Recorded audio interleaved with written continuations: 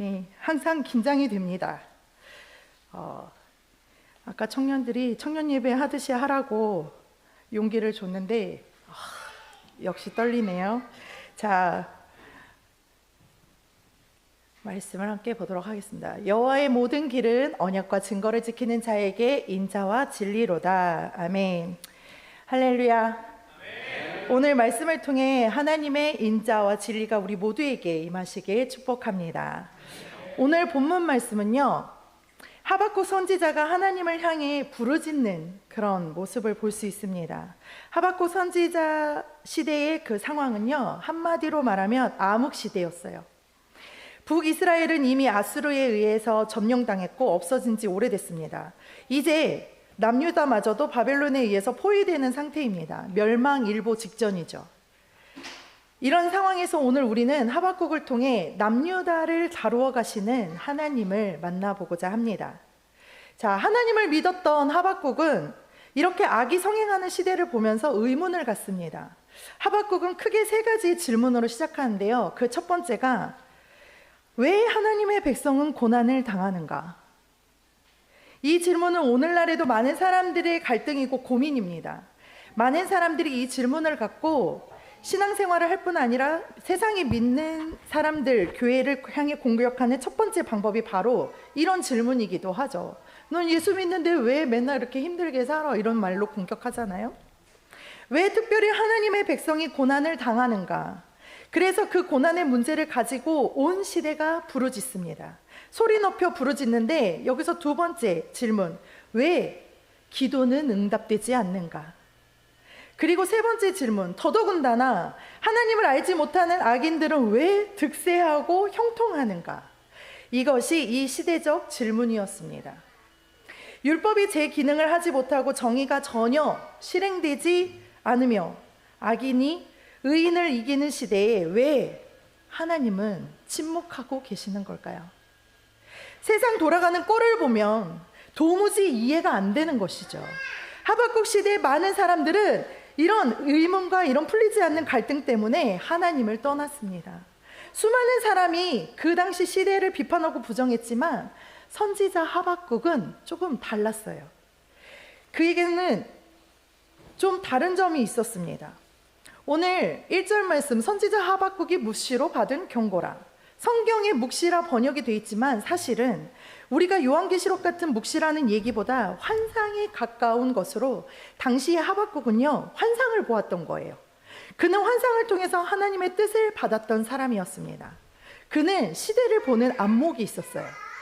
똑같은 시대를 살았지만 똑같은 것을 보지는 않았습니다. 수많은 불의함 가운데 하박국은 하나님의 침묵을 묵묵히 바라보면서 안타까움을 느끼고 동시대 사람들이 영적으로 무디어 있었던 것과는 달리 그는 영적인 눈으로 세상을 바라보고 있었습니다. 우리 또한 이 시대가 어떠한지 영적인 눈으로 바라보아야 할 것입니다. 하나님의 말씀이 얼마나 살아있는지, 하나님을 떠난 세대가 어떻게 되는지 우리는 볼 수 있어야 합니다. 하박국이라는 이름은 껴안다, 씨름하다 이런 뜻이거든요. 어쩌면 그는 시대적인 문제를 껴안고 시대적인 문제와 함께 씨름하기 위해서 소명을 받았던 것인지도 모르겠습니다. 마치 그 이름이 우리에게 시사한 바 되듯이 그는 그 시대의 아픔을 껴안고 씨름하고 고통스러워했던 사람이었습니다. 하박국은 불의한 시대를 보며 하나님께 부르짖었습니다. 캠벨 몰건이라는 사람이 있어요. 이분은 영국의 유명한 강해 설교자였습니다. 믿음이란, 이분이 이런 말을 했어요. 믿음이란, 믿음의 사람이란 모든 문제를 하나님과 마주하는 사람이다. 믿음이란 꼭 견뎌내고 극복하고 이겨내고 그래서 승리를 일궈내는 것만 믿음의 행위가 아니라 정말 믿음의 사람이란 모든 대소사의 문제를 하나님과 마주 앉은 사람이고 그것이 바로 믿음의 행위인 것이다. 여러분, 어쩌면 지금 우리가 직면한 이 시대가 하박국 선지자가 살던 그런 시대일지도 모르겠습니다. 지금 우리가 하나님과 마주 앉아야 하는 시간이라고 생각을 하는데 여러분 동의하십니까? 우리 그리스도인의 삶의 중요한 부분 중에 하나가 무엇일까요? 이 시대를 보고 이 시대를 위한 기도를 하는 것 아니겠습니까? 이 시대를 위해 기도한다고 하는 것은요, 어떤 의미일까요? 이 시대가 어떤지를 보려고 하지 않는 사람에게 이 시대를 바라보며 이건 내가 기도해야 될 것이구나 라고 생각하지 않는 사람들에겐 이 시대를 위한 기도는 존재할 수 없겠죠. 여러분, 세상에 속했으나 세상에 속하지 않은 사람이라는 말을 들어보셨습니까? 그리스도인의 삶은요, 아주 외떨어진 곳에서 우리 그리스도인들만 살아가는 그런 인생을 이야기하는 것이 아니라 우리들이 지금 몸담고 살아가는 삶의 한가운데에서 우리들이 어떻게 크리스찬으로 살아가느냐, 어떻게 그리스도인으로 살아가느냐에 대한 문제인 것입니다. 그렇다면 이 시대를 살아가는 그리스도인의 눈에 이 시대가 어떻게 비춰지는지, 이 시대를 바라보며 우리들에게 안타까운 마음이 들지 않는다면 우리는 어쩌면 이 시대를 위해 기도하지 않겠죠. 여러분들에게 질문 하나 하겠습니다. 여러분들은 지금 우리나라 대한민국을 바라보면 어떤 생각이 드십니까? 예나 지금이나 참 절망적이다라는 생각이 들지 않으십니까? 어떻게 이렇게 늘 싸우고, 특히 우리 정치를 바라보면서 어떻게 저렇게 양 진영으로 나뉘어져서 정권이 바뀔 때마다 내로남불 하는지, 그런 이권 다툼이나 하고 어떻게 이런 모습이 하나도 바뀌지도 않고 이어져 가고 있는지 정말 너무 절망적인 것처럼 보입니다. 이런 모습들이 사람이 바뀐다고 해결되겠습니까? 해결될 수 없는 문제인 것처럼 보이죠. 그뿐만이 아닙니다. 진리를 진리가 아닌 것으로 만드는 그런 작업들, 차별금지법이라든지 학생인권 조례라든지, 인간의 느낌, 감정, 주관적인 생각들이 그 어떤 것보다 우선이 되고, 법이든 질서든 양심이든 그 어떤 것도 이보다 우선이 될 수 없게끔 만들어가고 있는 이런 문화, 이런 시대. 며칠 전에 또 안타까운 소식도 들렸습니다. 8살 초등학생의 피살 사건 혹시 들어보셨습니까? 전국이 떠들썩했지요. 집 다음으로 안전해야 할 학교에서 교사가 흉기로 그 어린 아이의 몸에 어떻게 그런 짓을 할 수 있습니까? 교사는 우울증이라고 하는데 이게 과연 정당화될 수 있겠습니까? 사이코패스, 소시오패스란 말이 언제부터 있었을까요? 몇 년 전부터 듣도 보도 못한 이런 용어들, 이런 단어들이 막 난무하면서 어쩌면 진짜 무서워서 살 수가 없는 그런 세상이 되어가고 있는 것 같습니다. 이런 절망감이 우리들에게 찾아올 때, 그런 절망감이 우리 안에 닥쳤을 때 우리는 절망해야 하는가? 아니면 이 시대를 바라보며 기도해야 되는가? 저는 오늘 이 말씀을 전하고 받는 저와 여러분에게 이 시대를 바라보며 기도해야 되겠다는 마음과 기도의 문이 열리길 간절히 소망합니다. 하박국 1장 2절의 말씀을 보면요, 여호와여, 내가 부르짖어도 주께서 듣지 아니하시니 어느 때까지이니까? 내가 강포로 말미암아 외쳐도 주께서 구원하지 아니하시나이다. 이 강포라는 단어는요, 하박국이 1, 2, 3장 3장으로 되어 있거든요. 근데 이 강포라는 단어만 5번 나와요. 부수고 빼앗고 착취하다, 허물어뜨린다, 이런 종합적인 개념을 담은 단어가 바로 강포입니다. 이 시대가 강포의 시대였습니다. 사실 이 강포는요, 3절에 있는 6가지를 한 단어로 묶은 거예요. 하박국은 지금 3절에서 말씀하고 있는 죄악, 폐역, 겁탈, 강포, 변론, 분쟁을 눈으로 느끼고 있는 것입니다. 여러분들도 일상의 현장으로 이렇게 돌아가시면 직장에서든 학교에서든 우리 일상에서 이 시대의 모순과 부당함, 그리고 허무함, 이런 걸 보게 되잖아요. 그것은 느낌이면서 동시에 팩트, 사실이잖아요. 하박국 선지자도 그걸 보고 있는 거예요. 그런데 그러한 일들이 왜 벌어지는가? 그 이유가 4절에 있습니다. 함께 읽겠습니다. 시작. 이러므로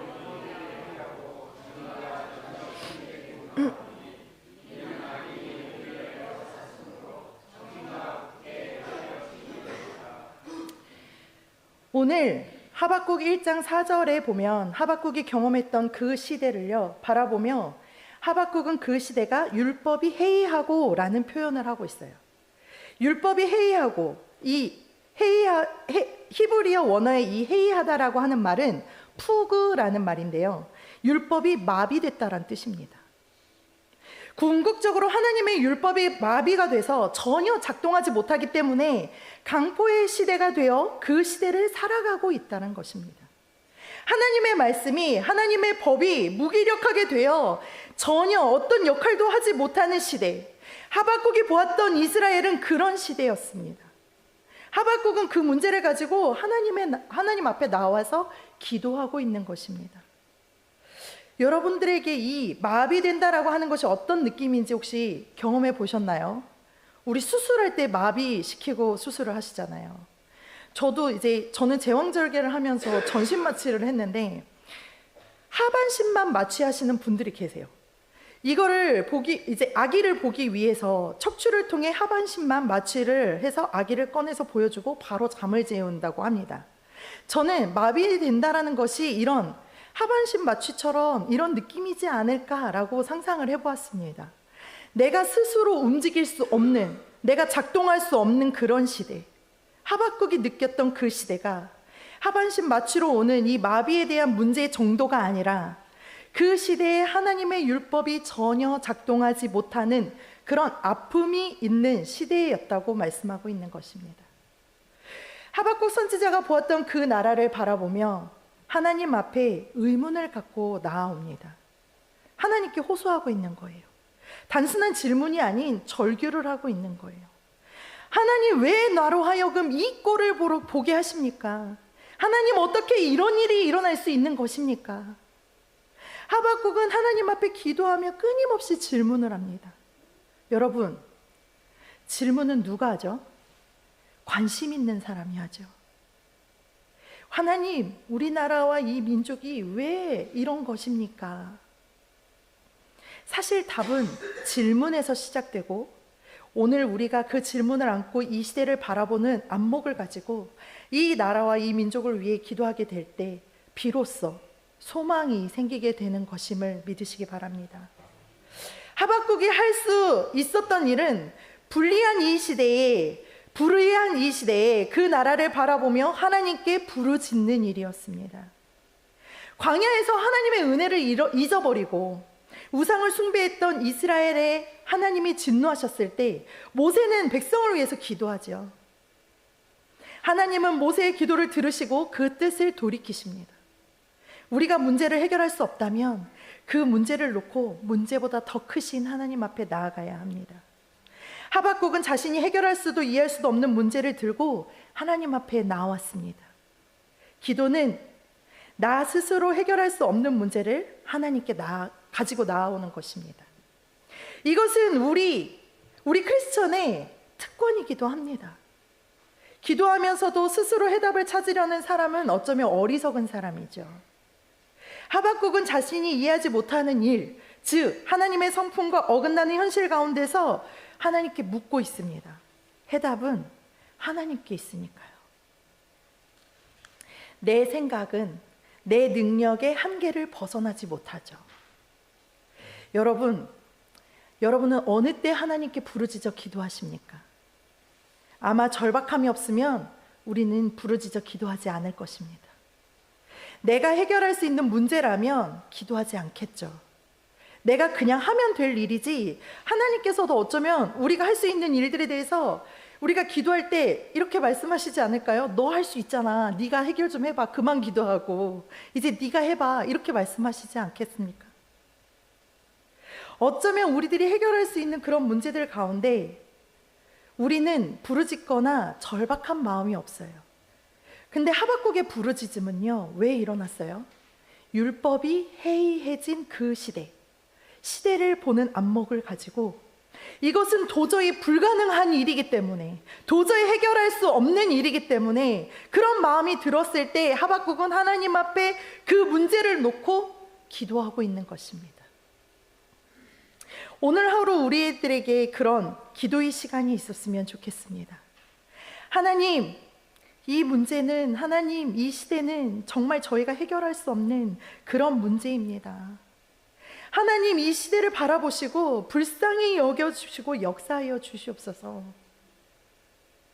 종교개혁자 마틴 루터는요, 당시에 부패한 교회가 면죄부를 판매하며 왜곡된 가르침을 전하는 것을 그냥 두고 볼 수 없었습니다. 사람들은 교회가 잘못되어 가고 있다는 것을 알고 불만을 가지고 있었지만 교회의 권력에 맞서다가 죽기보다는 입을 다무는 편을 선택했습니다. 그러나 루터는요, 자신의 힘으로 악과 세상의 권력에 맞설 수 없다는 것을 되새기면서 기도하고 또 기도했습니다. 해야 할 일이 더 많을수록, 어렵고 두려운 일이 더 많을수록 하나님 앞에 더욱 많이 기도했습니다. 불의한 이 시대를 하나님 앞에 내려놓고 기도한 거죠. 결국 그는 구원은 오직 믿음에서 난다는 것을 강조했고, 누구나 하나님과 직접 대화할 수 있고 기도할 수 있다고 주장하면서 종교개혁을 단행하게 되죠. 또한 일반 대중은 읽을 수 없던 성경을 번역하면서 다양한 사람들이 하나님의 말씀과 가까워질 수 있도록 길을 열었습니다. 여러분, 이것이 우리가 잘 알고 있는 프로테스탄트 개신교의 시발점이었습니다. 이처럼 불의한 시대를 보며 그것이 불합리함을 아는 것, 부조리함의 무력감을 느끼는 것이 아니라 하나님 앞에 부르짖음으로써 들고 나가는 것, 그리고 하나님의 손을 붙잡고 담대하게 나아가는 것은 우리의 정체성이며 우리가 해야 할 일입니다. 여기서 여러분들에게 한 가지 도전을 주고 싶습니다.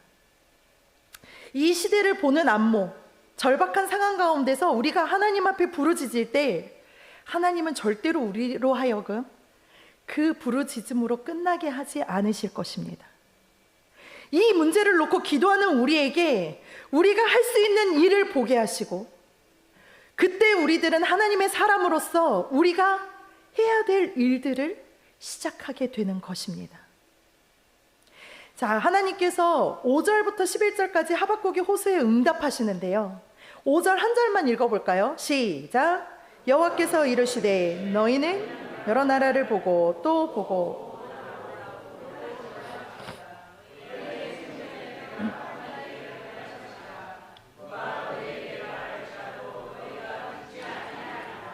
아멘. 너희는 민족들을 눈여겨보아라. 놀라고 질겁할 일이 벌어질 것이다. 너희가 살아있는 동안에 내가 그 일을 벌이겠다. 너희가 이제는 듣고도 도저히 믿지 못할 일을 내가 벌이겠다.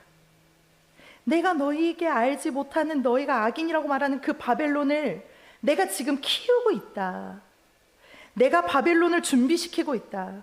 이들이 얼마나 강력한지 넓은 곳으로 다니면서 모든 다니는 곳들을 점령하게 될 것이다. 하나님께서 이렇게 응답하신 거예요. 바벨론을 이용해 이스라엘을 치시겠다는 말씀이죠. 하나님, 부정과 부패와 부조리를 좀 고쳐주시라고, 이 백성의 강포를 좀 고쳐달라고 그렇게 하박국은 기도했을 뿐인데 하나님은 뭐라고 하세요? 그냥 제하여 버리겠다라고 말씀하고 계시는 거예요. 하나님께서 이런 결정을 하신 이유가 미가서 3장 10절에서 12절 말씀에 나옵니다. 제가 읽겠습니다. 시온을 피로 예루살렘을 죄악으로 건축하는도다. 그들의 우두머리들은 뇌물을 위하여 재판하며 그들의 제사장은 삭슬을 위하여 교훈하며 그들의 선지자는 돈을 위하여 점을 치면서도 여호와를 의뢰하여 이르기를 여호와께서 우리 중에 계시지 아니하냐, 재앙이 우리에게 임하지 아니하리라 하는도다. 이러므로 너희로 말미암아 시온은 갈아엎은 밭이 되고 예루살렘은 무더기가 되고 성전에 사는 수풀의 높은 곳이 되리라. 아멘. 여러분, 우두머리들은 뇌물을 위하여 재판하며 그들을 제사장은요 삭슬을 위하여 교훈하며 선지자는 돈을 위하여 점을 치고 있대요. 그러면서도 여호와 이름을 일컫고 있는 거예요. 망령되이 일컫고 있는 거죠. 우리가 왜 지도자들과 이 시대를 위해 기도해야 하는지 아시겠습니까? 그리스도인들의 의무가 무엇입니까? 하나님께서 우리에게 이 세상을 맡기셨습니다. 우리는 세상을 위해 기도하도록 부름받은 자들임을 기억하시기 바랍니다. 사랑하는 우리 성도 여러분, 우리가 기도하지 않으면 세상의 메시지에 우리가 전도당하게 되고요. 세상을 향해 복음을 전하지 않기 때문에 세상의 복음이라고 하는 것들이 우리 안에 물밀듯이 밀려들어와 교회인지 세상인지 구분이 안 되게 만들어 버리게 됩니다. 하나님, 우리는 안 죽을 거예요. 지금 하박국이 이야기하고 있죠. 하나님이 우리 아버지신데 하나님이 우리를 그냥 내버려 두시겠습니까? 우린 이렇게 믿어요. 착각하고 있는 거예요. 대단한 착각 속에 살고 있죠. 우리는 멸망하지 않을 것처럼.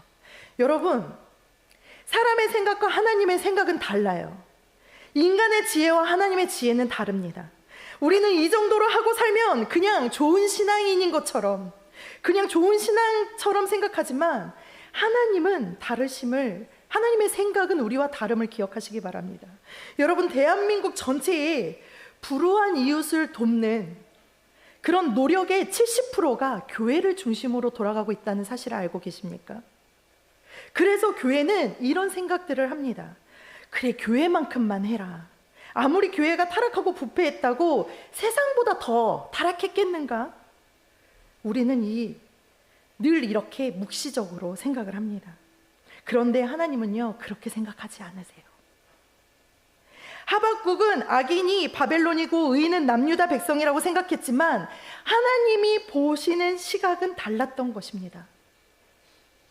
지금 하박국의 고민은요, 아니, 아무리 이스라엘 백성이 잘못했다고 할지라도 좀 잘못을 했기로서니 왜 하필이면 그 바벨론 같은 악한 민족을 들어서 이렇게 이스라엘을 삼키려고 하는데 하나님 왜 가만히 계시는 것입니까? 이게 지금 하박국의 고민이거든요.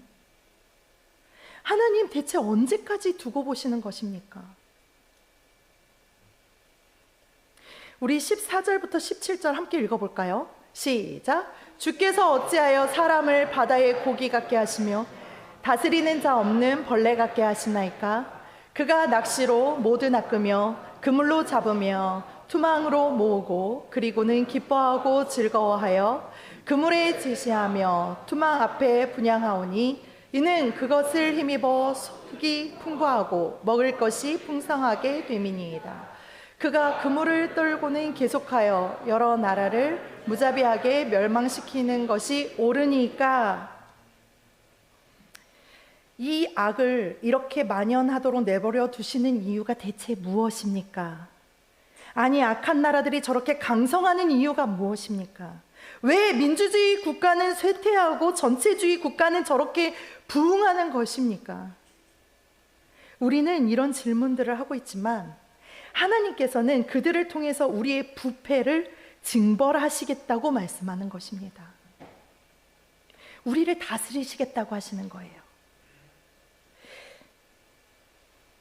여러분, 하나님은요, 하나님을 모르는 사람, 하나님을 떠난 사람, 하나님이 없다고 하는 사람을 기준으로 삼지 않으세요. 하나님을 아버지라고 부르는 사람들이 기준이에요. 성경이 기준이에요. 그렇기 때문에 너희가 그렇게 하고도 하나님을 아버지라 부를 자격이 있니? 날마다 하나님의 이름을 망령되이 일컬으면서 모여서 너희들이 예배하는 것이 합당하냐? 이렇게 말씀하고 있다고요. 이게 하나님의 기준이에요.